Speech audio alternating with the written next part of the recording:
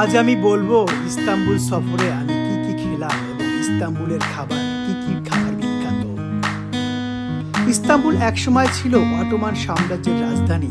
সেই সময় থেকেই এখানে আরব, গ্রিক, পারস্য, বালকান আর ইউরোপীয় রান্নার মিশ্রণ ঘটেছে। ফলে এখানকার খাবারের মশলার গন্ধ, রসনার গভীরতা আর রান্নার বৈচিত্র্য সবই অসাধারণ। তাজা উপকরণ ও সুসংস্কার। তুর্কিরা খাবারে অতিরিক্ত মশলা দেয়, তারা খাবারের মূল স্বাদকে জিইয়ে রাখে। তাজা সবজি, দই, জলপাই তেল আর গ্রিল করা মাংস। ইস্তাম্বুলের অনেক খাবার শত বছরের পুরনো রেসিপিতে বানানো হয়। দাদা নানার সময়কার মতোই এরা রান্না করে। এখানকার রাস্তায়, বাজারে ও বিলাসবহুল রেস্তোরাঁ, প্রতিটি জায়গায় খাবার এক অভিজ্ঞতা। তাহলে এবার বলা যায় কোন কোন খাবার না খেলে ইস্তাম্বুল ভ্রমণ অসম্পূর্ণ থাকে। কাবাব, তুরস্ক মানেই কাবাব, নানা রকম। আদানা কাবাব, ঝাল মাংস কিমা দিয়ে। দোনার কাবাব, শর্মার মতো ঘূর্ণিয়মান ঘিরে রান্না করা মাংস। ইস্কেন্দার কাবাব, মাখন, দই, টমেটো সস দিয়ে পরিবেশন করা বিশেষ পদ। প্রতিটি খাবাবে মাংসের গন্ধ আর মশলার ভারসাম্য অসাধারণ। বাকলাভা, পাতলা ফিনো ডো, বাদাম আর মধুর সিরাপে মিষ্টি। তুরস্কের সবচেয়ে বিখ্যাত ডেজার্ট, বিশেষত ইস্তাম্বুলের পুরনো হাফিজা মুস্তফা বা এইসব দোকানগুলোতে পাওয়া যায়। লাহামাজুন, একটা পাতলা রুটির উপর মাংসের কিমা। সবজি, টমেটো আর হার্বস দেখতে কিন্তু স্বাদ একেবারে আলাদা। পর্যটকরা একে বলে টার্কিশ পিৎজা। মেঝে, তুর্কি খাবারে স্টার্টার মানে মেঝে। ছোট ছোট বাটিতে পরিবেশিত মাছ, দই, রসুন, জলপাই, বেগুন ভর্তা, মাছের সালাদ ইত্যাদি।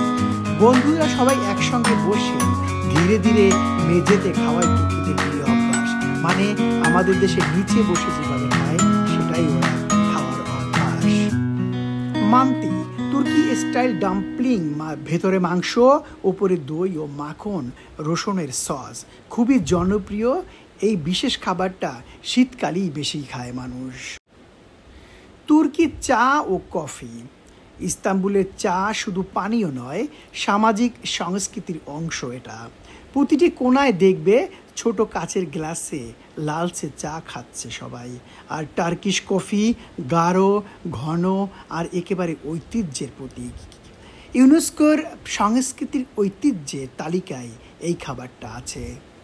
এবার আসো তুর্কি আইসক্রিম।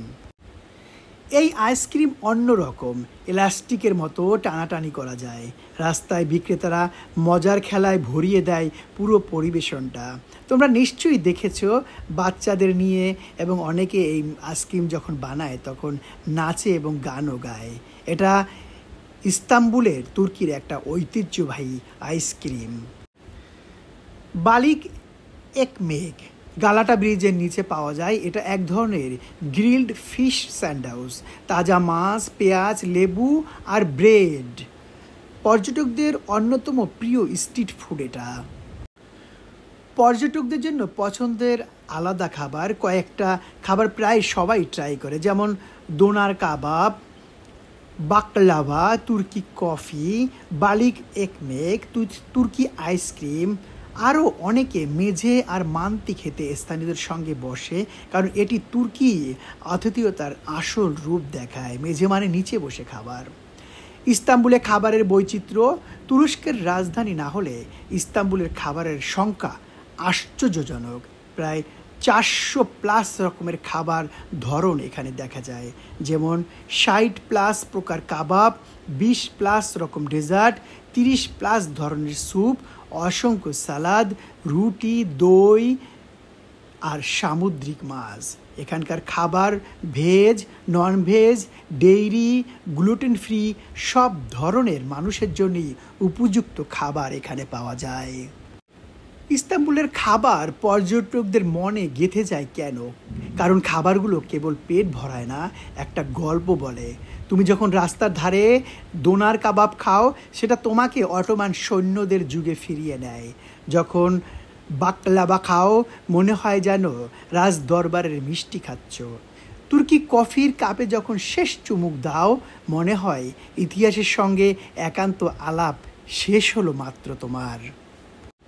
তুরস্কের মিষ্টি মানেই একরকম শিল্পকলা, শুধু স্বাদ নয়, দেখতেও যেন চোখ জুড়িয়ে যায়। সবচেয়ে জনপ্রিয় হলো বাকলাবা, পাতলা ময়দার স্তর, পেস্তা বা আখরোটের পুর আর মিষ্টি সিরাপে ভেজানো। এক কামড়েই বোঝা যায় কেন এটা তুরস্কের গর্ব। তারপর আছে লোকুম, যেটাকে আমরা তুর্কিশ ডিলাইট বলি। নরম, চিনি মাখা, নানা রং আর স্বাদের ছোট ছোট টুকরো, একেবারে মুখে গলে যায়। আর কুনাফা, গরম গরম, ভেতরে চিজ আর উপরে ক্রিস্পি সেমাই। এটা খেলে বুঝবেন তুর্কিরা মিষ্টি বানাতে কতটা প্যাশনেট। তুরস্কের মিষ্টি শুধু খাবার নয়, এটা অতিথি পরায়ণতার প্রতীক। চায়ের সঙ্গে, উৎসবে বা স্রেফ আড্ডায় মিষ্টি ছাড়া আসর অসম্পূর্ণ। তাই কেউ যদি তুরস্কে যায়, মিষ্টি না খেলে ভ্রমণটা আসলেই অসম্পূর্ণ থেকে যায়। তুরস্কের মিষ্টি খাওয়া মানে ইতিহাসের স্বাদ নেওয়া। বাকলাবা, লোকুফ, কুনাফা, প্রতিটি কামড়ে আছে ঐতিহ্য, সৌন্দর্য আর সুখের ছোঁয়া।